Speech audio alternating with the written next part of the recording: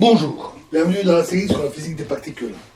Alors, on constate expérimentalement que l'aimantation spontanée, la susceptibilité magnétique, l'isotherme critique et la chaleur spécifique obéissent à des lois de puissance, au voisinage de la température critique. Et donc, on définit des exposants critiques, alpha, bêta, gamma, delta, qui sont appelés aussi indices critiques, par chaleur spécifique proportionnelle à T moins Tc exposant moins alpha, l'aimantation critique égale T moins Tc, T moins Tc exposant bêta, la susceptibilité égale proportionnelle à T moins Tc exposant moins gamma, et l'aimantation, le champ magnétique appliqué proportionnel à l'aimantation exposant delta. On définit parfois alpha prime, gamma prime pour température inférieure à la température critique et alpha gamma pour une température supérieure à la température critique. Pour les autres, ça n'a pas de sens. Mais il semble, en tout cas expérimentalement autant que théoriquement, qu'on est toujours alpha égale à alpha prime et gamma égale gamma prime. Donc, on n'a pas besoin de s'en servir.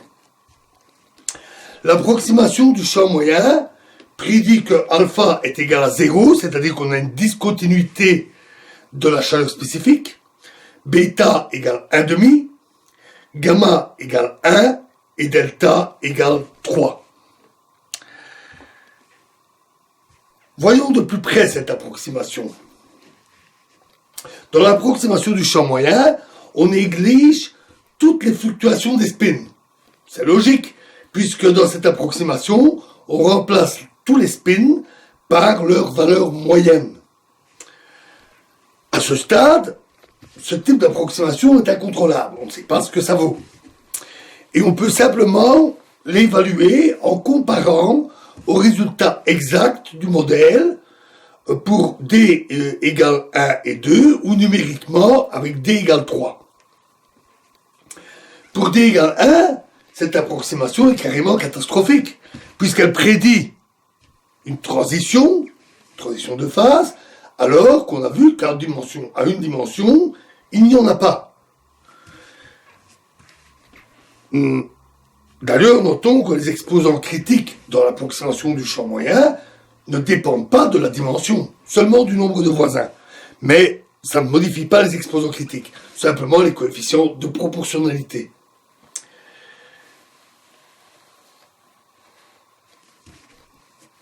C'est un peu mieux à deux dimensions, puisqu'à deux dimensions, la solution d'Onsager prédit une transition. Toutefois, l'approximation du champ moyen donne 4Tc égale 4J.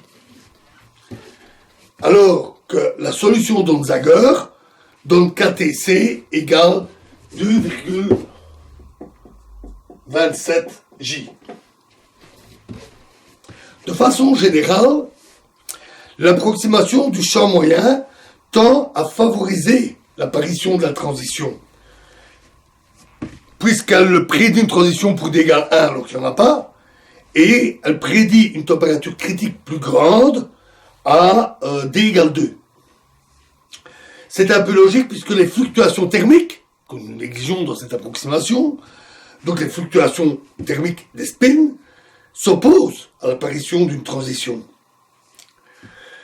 On peut dresser un tableau avec l'exposant, la solution en champ moyen, la solution à D égale 2 et la solution à D égale 3 qui est numérique.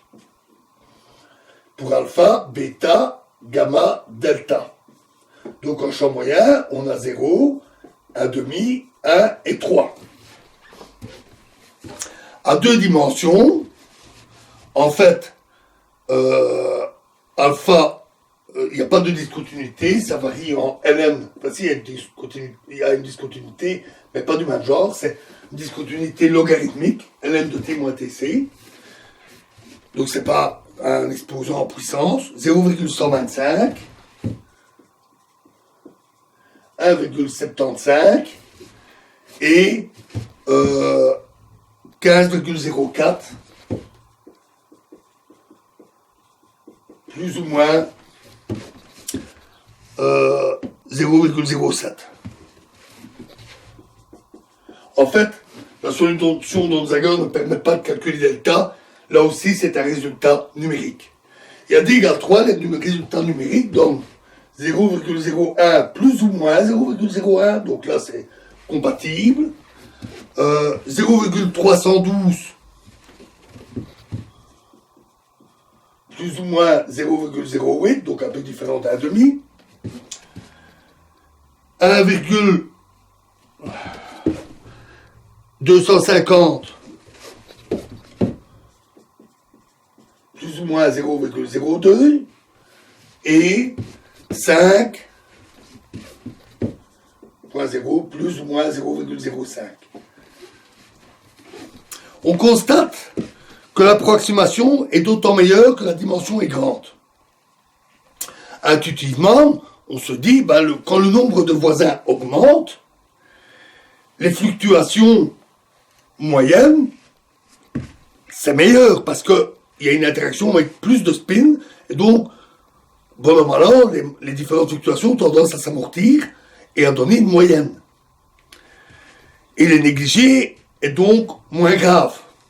Mais en fait, ce raisonnement est faux. Car ce qui compte, c'est la dimension et pas le nombre de voisins.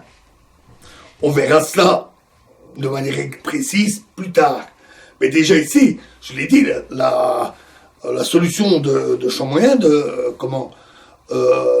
nombre de voisins n'intervient pas dans les exposants critiques. Il intervient seulement dans les coefficients numériques de proportionnalité.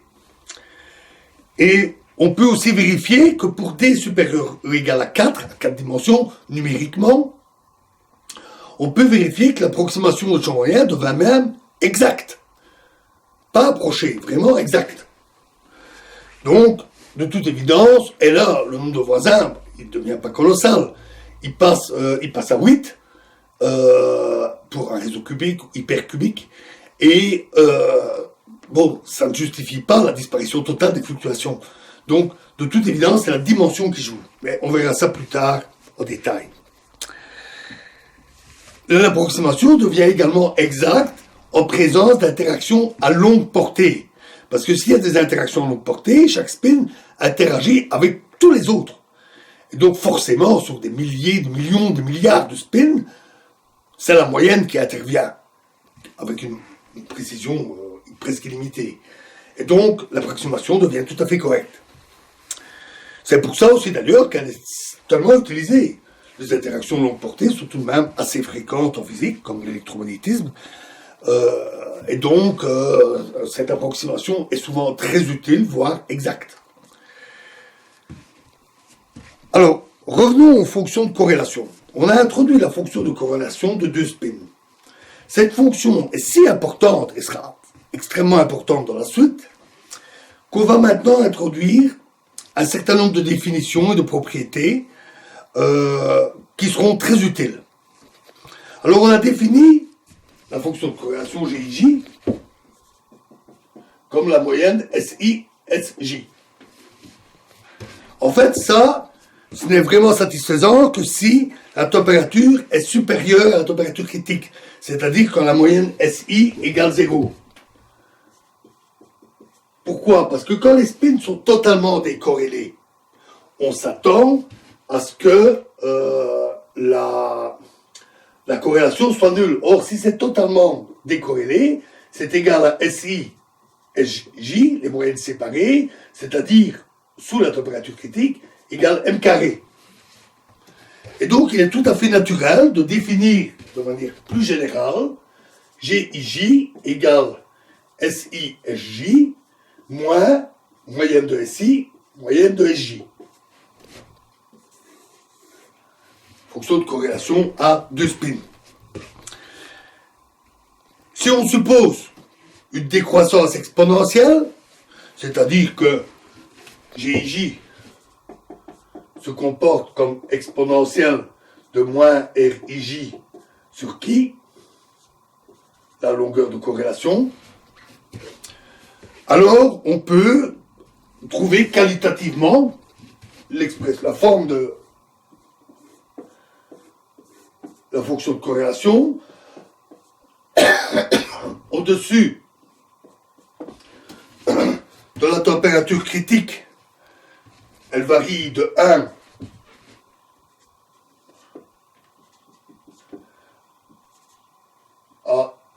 à distance 0 et diminue exponentiellement. Et sous la température critique, on a 1 moins m carré, et là aussi une décroissance exponentielle. Voilà, et nous continuerons sur ces fonctions de corrélation dans la prochaine vidéo. Je vous remercie.